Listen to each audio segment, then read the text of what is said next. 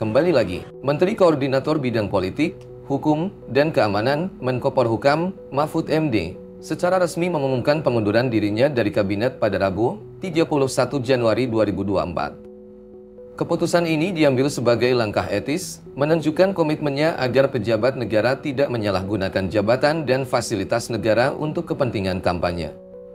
Pada penjelasannya, Mahfud MD menyampaikan alasan pengunduran dirinya sebagai upaya memberikan contoh dalam menjaga etika dan integritas di ranah pemerintahan.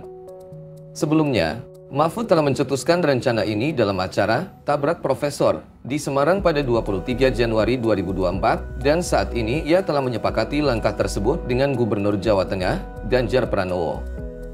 Dalam periode jabatannya yang berlangsung selama lebih dari 4 tahun sejak dilantik oleh Presiden Joko Widodo pada 23 Oktober 2019, Mahfud MD memiliki peran kunci dalam menyelaraskan berbagai aspek politik, hukum, dan keamanan di Indonesia.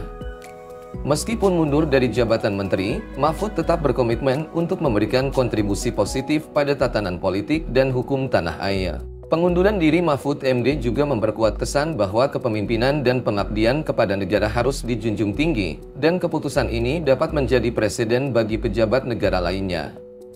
Dengan sikap tegas ini, Mahfud MD menegaskan pentingnya menjaga independensi dan netralitas instansi pemerintahan, terutama dalam konteks mendekati tahun politik. Keberangkatan Mahfud MD meninggalkan ruang kosong yang cukup besar di lingkungan kabinet. Namun, kesadaran akan pentingnya integritas dan etika dalam pemerintahan menjadi nilai positif yang dapat membentuk perilaku dan norma di antara para pejabat negara di masa depan. Pengunduran diri Mahfud MD juga diharapkan menjadi pemicu diskusi luas terkait etika kepemimpinan dan norma-norma dalam menjalankan fungsi pemerintahan. Hal ini dapat merangsang pembahasan lebih lanjut mengenai reformasi birokrasi, tata kelola negara, dan peran menteri di lingkungan kabinet. Dengan langkah etis ini, Mahfud MD memberikan dampak positif bagi citra kepemimpinan dan tata kelola pemerintahan di Indonesia, menunjukkan bahwa prinsip-prinsip moral dan kehormatan masih menjadi nilai yang sangat dihargai dalam dunia politik.